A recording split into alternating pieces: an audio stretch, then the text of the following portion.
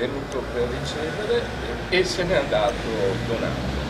Lo hanno voluto ricordare così perché la breve vita di Vladi è stata proprio questa, la ricerca della pace e la sua grande generosità. Vladislav, per tutti Vladi, 6 anni, è morto nella notte assistito dalla sua famiglia nel reparto di terapia intensiva in pediatria all'ospedale di Padova.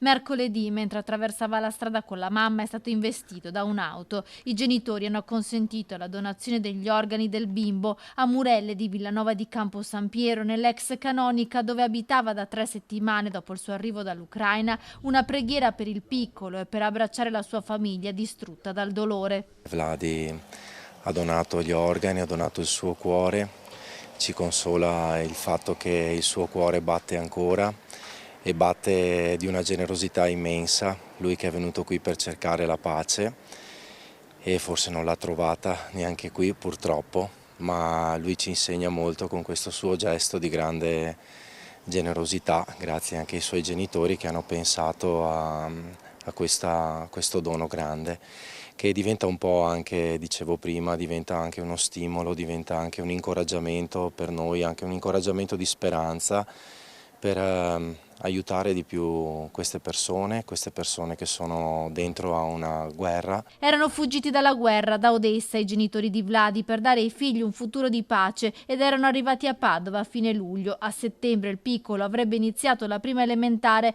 ma il suo sorriso si è spento per colpa di un'auto che l'ha investito. Secondo quanto ricostruito, il conducente avrebbe tentato di superare una vettura che si era fermata lungo la Noalese Santa Maria di Sala per far attraversare sulle strisce pedonali Vladi con la mamma. Ora l'autista è indagato per omicidio stradale. Le condizioni del piccolo erano parse fin da subito disperate. Venerdì notte, dopo aver dichiarato nelle ore precedenti la morte cerebrale, le macchine che lo tenevano in vita sono state staccate. I medici hanno atteso che arrivasse in Italia anche il fratello più grande per l'ultimo abbraccio. La mamma, durante la preghiera, attraverso l'interprete ha voluto dire queste parole. Dovete stare attenti anche con suoi bambini, con suoi gente che è vicino, c'è vicino a voi, perché la vita è molto importante. Ora l'avvio delle procedure per l'espatrio della salma di Vladi per i funerali che verranno celebrati ad Odessa, l'ultimo viaggio del piccolo per tornare nella sua terra. Forse Vladi Valac ci insegna proprio a chiedere con più insistenza il dono della pace. Lui ce lo insegna perché proprio ha donato tutto.